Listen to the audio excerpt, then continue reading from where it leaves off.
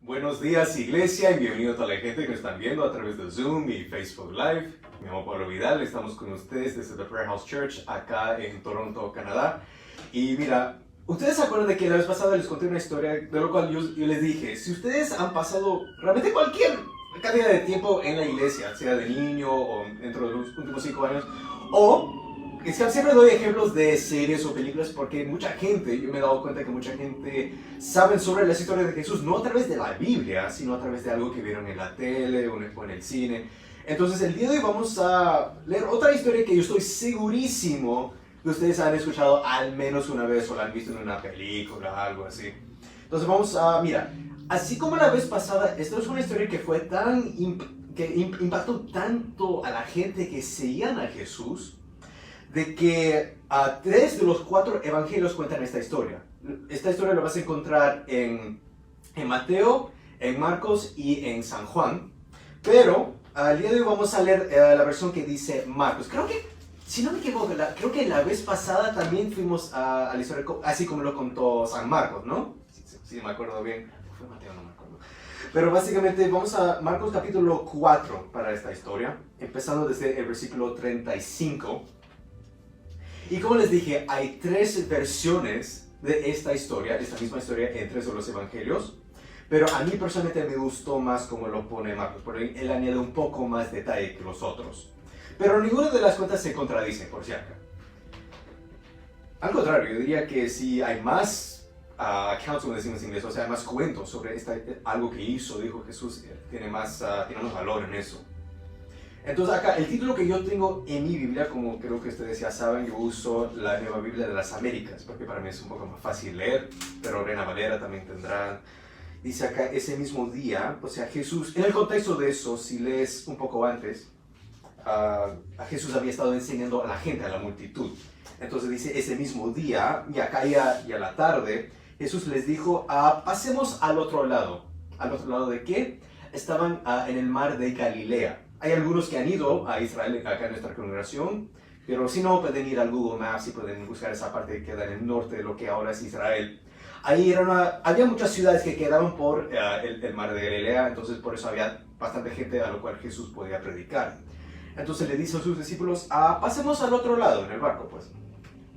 Y despidiendo a la multitud, lo llevaron con ellos en la barca, como estaba, y había otras barcas con él. Pero se levantó una violenta tempestad o tormenta, y las olas se lanzaban sobre la barca de tal manera que ya la barca se llenaba de agua, o sea, estaba al punto de hundir, peor que el Titanic, imagínate. Jesús estaba en la popa, asustado, no, durmiendo sobre una almohada. Entonces lo despertaron y dijeron, Maestro, ¿no te importa que perecemos o que vamos a morir?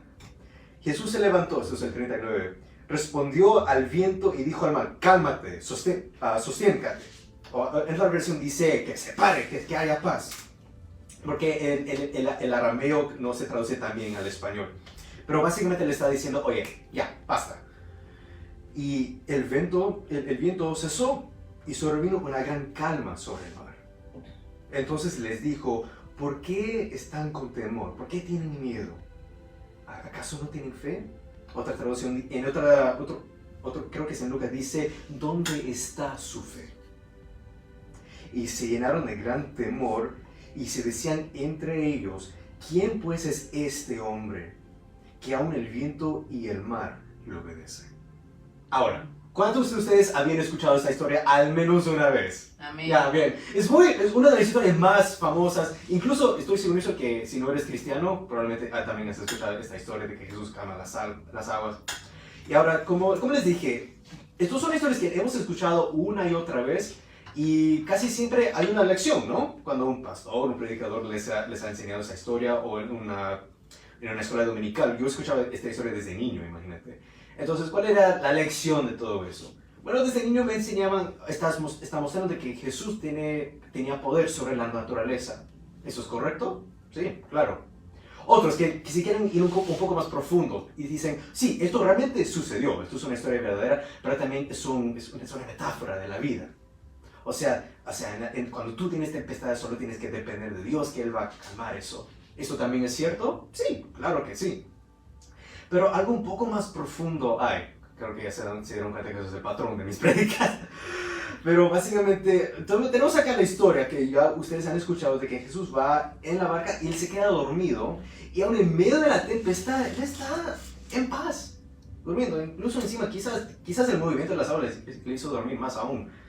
Por ejemplo, estoy segurísimo que ustedes, si ustedes eran niños alguna vez y se quedaron en el asiento de atrás del auto, el movimiento del auto hasta te hace dormir más. Eso también fue mi caso, mis padres lo saben muy bien si están viendo esto. Y Jesús está con paz, pero todos los otros discípulos que estaban ahí estaban llenos de temor. Porque ni siquiera, al menos el Titanic tenías tu chaleco de salvavidas, tenías un barco de emergencia, pero no. Estaban en un barco que usaban para pescar y en medio del lago, pues no tienen dónde irse, tienen que simplemente aguantar. Y quizás no lo hubieran molestado tanto a Jesús si no fuera por el hecho de que dice acá que el barco empezó a llenarse con agua. O sea, estás en el medio de un lago, ni siquiera puedes ver la tierra, estás en el medio. Y le dicen a Jesús, ¿acaso no te importa que estamos al punto de morir, estamos al punto de hundir este barco? Y la pregunta que Jesús les hace de regreso, porque él dice que era... No sé si ustedes se dieron cuenta de que él no contesta la pregunta. Sí me importa, no me importa. Él dice, ¿dónde está su fe? Esa es la pregunta que él da. Ahora, también me llama la atención la manera como responde, porque obviamente Jesús calma las aguas. Eso ya es impresionante para cualquier persona. Si un profeta en el Antiguo Testamento hubiera hecho algo parecido, también hubiéramos dicho, wow, qué hermoso, ¿no? Pero había algo más profundo. ¿Por qué Jesús, siendo Dios, él hubiera sabido de esta fue la época del año cuando iban a haber tormentas? Entonces fue su idea. Se dan cuenta que no fue los discípulos diciendo, Jesús, vamos al otro lado. Él lo inició, él dijo, vamos a pasar al otro lado.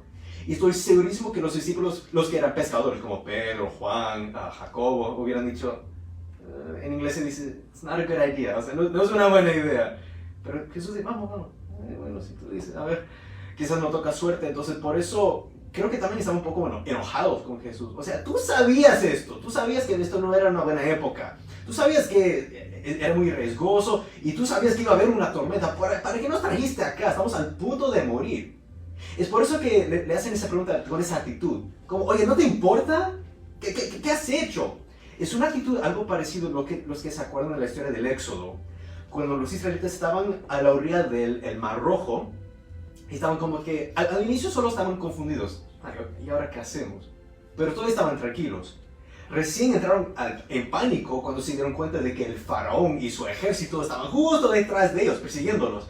Ahí recién se quejan a Moisés, oye, ¿para qué nos trajiste acá para morir? Hasta dice la Biblia que lo querían apedrear en ese momento, estaban tan enojados con él. Y dicen, oye, todo esto fue coordinado, esto es una trampa para nosotros, nos van a matar, hubiera sido mejor que nos quedamos como esclavos allá en Egipto. Y hasta Moisés les hace una pregunta algo parecido a Jesús. Él dice básicamente, miren, tengan paz, que el Señor el día de hoy va a luchar por ustedes. Estos hombres que tú ves, estos egipcios que están al punto de matarnos, nunca más los vas a ver. O sea, ¿dónde está su fe en su Dios? De que su Dios se les ha traído hasta aquí. ¿Crees que le van a dejar morir así tan fácil? Es un paralelo, algo muy, muy interesante, también teniendo que ver con el mar. Pero acuérdense que estos eran judíos. O sea, creo que he dicho esto cada semana, de que ellos sabían y conocían el Antiguo Testamento mucho mejor que nosotros. Vamos a ir por favor a los Salmos.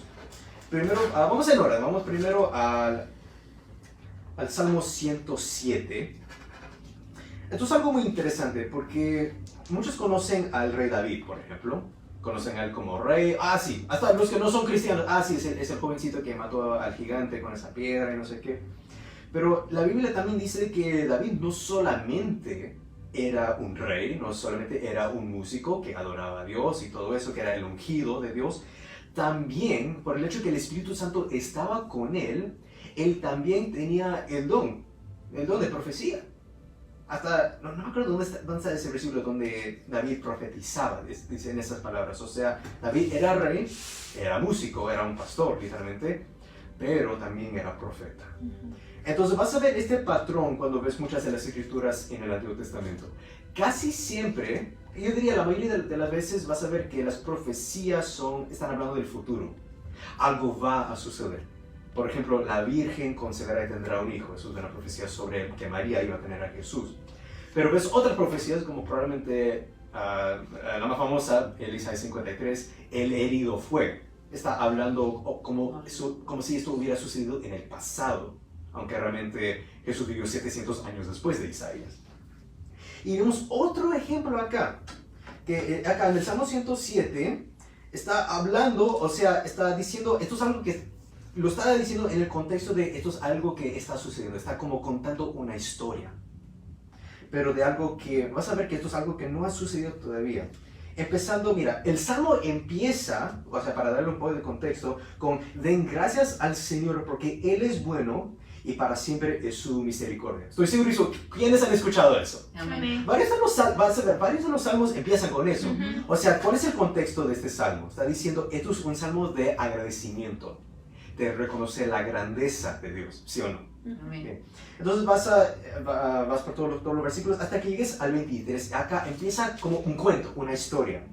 Dice, los que descienden al mar en naves y hacen negocios sobre las grandes aguas, eso también incluye pescadores, ojo, han visto las obras del Señor y sus maravillas en lo profundo. Ok, so far so good, como decimos en inglés. Pues Él habló y levantó un viento tempestuoso que encrespó las olas del mar, subieron a los cielos, descendieron a las profundidades, sus almas se consumían por el mar. Hasta acá, ¿suena familiar esta historia? Por si acaso, David vivió 1000 años antes de Cristo. Just in case.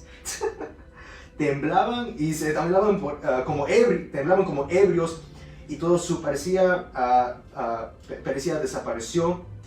El 28. En su angustia clamaron al Señor y Él los sacó de sus aflicciones. Cambió la tempestad en suave brisa y las olas del mar se calmaron.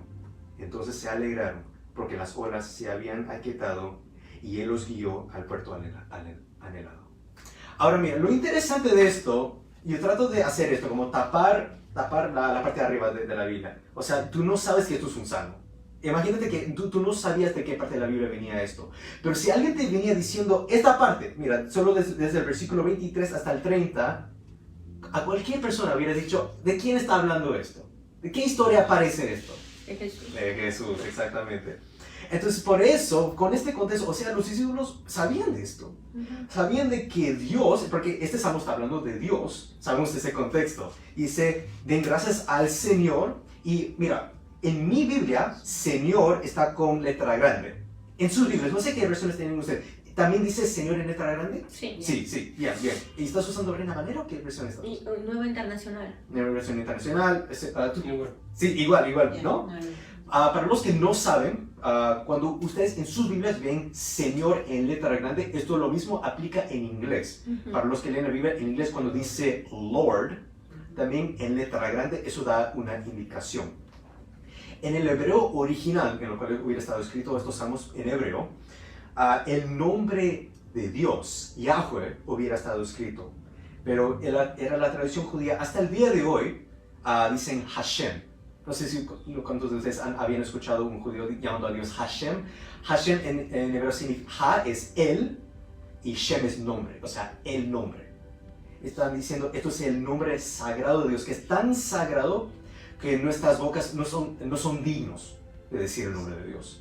Entonces, casi siempre antes, cuando leían la Biblia y sabían que ahí estaba escrito el nombre de Dios, en vez de decir Yahweh, decían Adonai.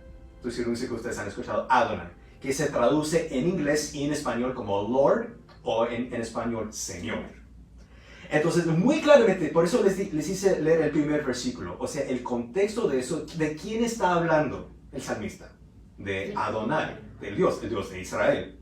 Entonces dice que él estaba con un grupo de hombres que hacían sus negocios en el mar, pescadores, y que hubo una tempestad y clamaron al Señor y Él calmó las aguas. O sea, no sé si esto fue escrito por David, tengo que hacer un poco de research porque hay varios autores de los salmos. Pero el que sea que hubiera escrito esta parte, estaba diciendo que estaba dando esta profecía de que el mismo Dios iba a venir a hacerse hombre y estar sobre el mar con gente. Entre nosotros, el verbo se hizo carne y vivió entre nosotros. Eso dice Juan 1:14. Entonces, pero le claman a él, en su angustia, claman al Señor literalmente por auxilio, y él les calma la tormenta. Entonces, por eso estos hombres, en el momento, aún sabiendo sobre este salmo, como en el momento, obviamente por la adrenalina, por el temor, sabiendo de que están al punto de morir, veían de que el barco estaba llenándose de agua, estaba al punto de hundirse, no se les prendió el foco en el momento. Estaban quejándose a Jesús: oye, ¿acaso no te importa? Qué actitud, ¿no? Qué actitud tan feo. Después de haber visto todos sus milagros, aún así tienen esta actitud con: ¿acaso no te importa que estamos al punto de perecer? Y Jesús ni siquiera responde a su sarcasmo, dice: ¿dónde está tu fe? Así de simple. Obviamente, calma el mar. Ahí recién, cuando se calma el mar, dicen entre ellos: ¿qué clase de hombre es este? O sea, creo que recién en ese momento se les prendió el foco. Esto no es un profeta cualquiera. Ni siquiera siendo el Mesías no es un hombre cualquiera. Nuestro Salvador, nuestro Mesías, es Adonai. Damos gracias a este Adonai porque Él es bueno y para siempre su misericordia. Ahí recién se les prendió el foco. Y por si acá dicen: esto es una coincidencia, vamos a otro salmo, imagínate. Vamos a Salmo 89, por favor. Esto es increíble, ver cómo hay un montón de profecías sobre Jesús. Mira, el Salmo 89, versículo 8. Lo que me gusta, esto no viene este salmo no viene del rey David, viene de otro, pero igual reconoce, dice: oh Señor, o sea, oh Adonai, estamos hablando del Señor, Dios de los ejércitos, ¿quién como tú, poderoso Señor? Tu fidelidad siempre te rodea. Tú dominas la soberbia del mar, y cuando sus olas se levantan, tú las calmas. ¿Más claro, sí o no? Ahora, obviamente, dejé eso para el final, porque el que tiene más detalle es el Salmo 107, que literalmente está contando una historia que ni siquiera se iba a cumplir hasta 1000 años después. Pero acá está diciendo claramente este salmista de que solamente Adonai tiene la autoridad sobre la naturaleza. Que solo Él tiene la autoridad para decirle al mar: basta, que se calme, y se va a calmar. Por eso los discípulos se asombraban y decían: ¿qué clase de hombre es este que hasta la naturaleza, hasta las olas del mar lo obedecen? Porque ni siquiera es algo consciente. Mira, sería quizás algo un poco diferente si Dios controla animales, porque al menos tienen un cerebro. Pero la naturaleza ni siquiera tiene cerebro, ni siquiera es algo vivo. Esto es agua, es una tormenta. Pero aún así, toda la creación se rinde y se postra ante la autoridad de Adonai. Amén. Eso es algo increíble. Y mira, esto les conté como diciendo: esto es solamente otra prueba, entre muchas. Siempre les estoy dando esta prueba. Les estoy dando armas. Yo quiero que no solamente ven estos videos después, a los que están acá reunidos y a la gente que están viendo esto a través de YouTube, quizás años después, pero que también los apuntes, que los leas, que meditas en ello diciendo: wow, mira lo que es nuestro Dios. Comparando lo que hace Jesús y lo que hace el Adonai, lo que hace el Yahweh del Antiguo Testamento. Porque hay demasiada gente, incluso en la iglesia, que dicen: bueno, el Dios del Antiguo Testamento es de una cierta forma, pero Jesús es diferente. Jesús es más nice, como decimos en inglés. Y me da risa porque les digo: hermano, Jesús es Adonai. Él es el mismo Dios, quizás no tan nice como tú quieras decirlo, es el mismo Dios. Y una y otra vez, la razón por la cual Mateo, Marcos, Lucas y Juan escribieron sobre Jesús, ellos están diciendo: esto no es un nombre cualquiera. Tomaron el esfuerzo y tomó años para escribir y para preservar, porque había un tiempo en el Imperio Romano donde si encontraban una copia de uno de estos evangelios, lo quemaban. Y también quemaban a ti, quizás, si es que no te ponían en el Coliseo Romano. Entonces, ¿por qué pusieron todo este esfuerzo? ¿Por qué literalmente dedicaron sus vidas a escribir? Para que todas las generaciones mira, incluso 2000 años, 2000 años en el futuro, donde estamos acá en el día de hoy, podríamos conocer a este Yeshua. Conocer de que este no era solamente el Mesías, no era solamente un profeta, que él también profetizaba, era mucho más que eso. Él es el Dios, el Adonai, el Yahweh, el Dios de Israel. Él ya vino una vez para mostrarnos quién es y mostrarnos de que, cuál es el plan de la redención. O sea, él vino, porque mucha gente veía a Jesús y esperaban de que, esto es un Mesías militar. Estamos esperando un hombre que está viniendo acá para votar a los romanos. Porque si ustedes leen la Biblia, Israel ya tenía una historia de ser un pueblo oprimido por los egipcios como esclavos. Cuando ya llegaron a la tierra prometida, tuvieron un montón de guerras como contra los cananeos y contra los filisteos, por ejemplo. Y después de un tiempo, Babilonia viene, destruye a Jerusalén, el imperio asirio toma el reino del norte de Israel. Después de todo, el imperio de Persia toma control. Después, no está escrito en la Biblia, pero históricamente Alejandro Magno después pasa por esa área. Los griegos toman poder. En el año 63 a.C., los romanos vienen. Entonces, en el contexto, ya cuando viene Jesús, toda esa área está bajo el imperio romano. Entonces estaban en su angustia clamando al Señor por un Mesías militar. Queremos a otro rey David. Eso es lo que querían. Ni siquiera querían a Dios. No querían que Adonai venga y sea uno con ellos, que Él comparte nuestra humanidad. Querían otro rey David, querían un hombre militar. Pero Jesús vino y Él estaba mostrando, yo soy Dios, pero yo no vine para votar a los romanos. Ellos eventualmente tendrán su fin. Y sucedió, 400 años después de Cristo, los romanos también fueron votados. Jesús dijo, hay un problema, hay una esclavitud mucho más profunda, mucho más fuerte, mucho más serio que cualquier romano. Es la maldición del pecado y la muerte. Y yo les estoy mostrando sus milagros, estoy sanando enfermos, resucitando muertos, hasta calmando la naturaleza, mostrando que yo tengo autoridad sobre toda la creación y mi intención es redimir a toda la creación. Porque también la naturaleza fue afectada por la maldición del pecado y la muerte, ¿sí o no? Amén. Eso lo lees en Génesis capítulo 3. Entonces no solamente estaba redimiendo seres humanos, obviamente, pero toda la creación. Estamos esperando, estamos esperando no solamente ir al cielo, porque casi todo el mundo tiene esta percepción de que todos vamos a terminar en el cielo. Ahora, alguien que muere en Cristo, sí, como dijo Pablo, estar al centro del cuerpo, estar presente con el Señor, que para mí morir es ganancia porque voy a estar con Él y todo eso. Pero para los que leen, cómo termina este libro, el libro de Apocalipsis, el cielo, como nosotros lo conocemos, es un lugar temporal para los que son fieles a Dios. La intención final de Dios, el plan de Dios, es que esta tierra sea redimida. Un nuevo cielo y una nueva tierra. Entonces Jesús, mira, ¿por qué exactamente? Es una buena pregunta. ¿Por qué exactamente Jesús calmó las aguas en este momento? La respuesta obvia es obviamente para que no se hunde, para que no mueran él y sus discípulos. Claro, parte de eso.